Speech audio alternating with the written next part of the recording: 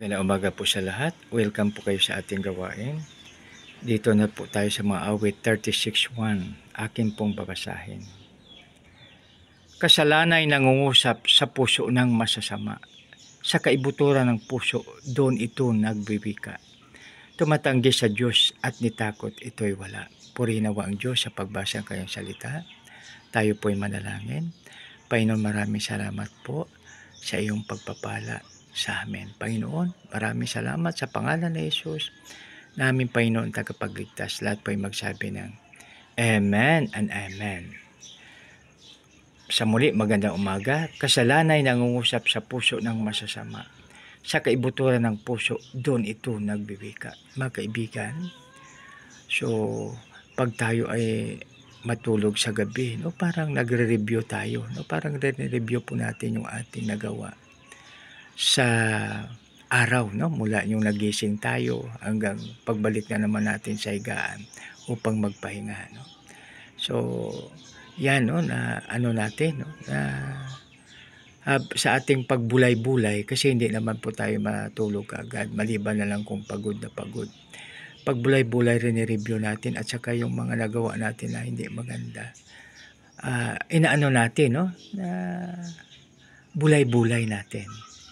Pero ang pinakamaganda doon, mga kaibigan, ay sa ating pagbulay-bulay, kung mayroon man tayong na kita na hindi maganda o kaya kasalanan, hingi po tayo kaagad ng patawad sa ating Panginoon.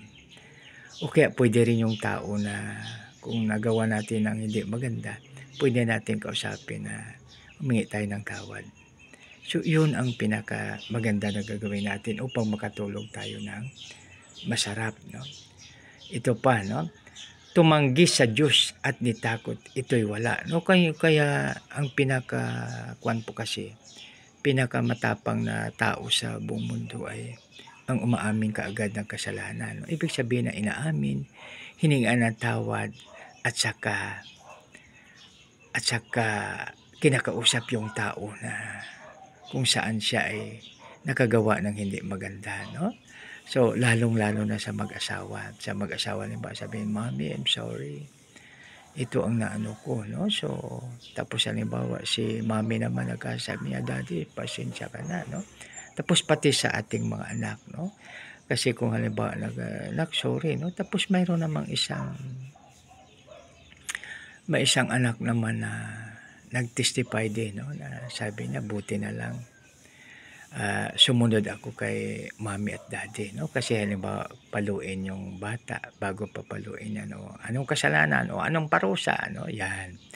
Pero sa puwit ang palo, no. So yan, so pag ano, no, kaya napakaganda, mga kaibigan, pag yan po ang ating gagawin. Ulitin ko po ulit dito sa ating binasa kanina.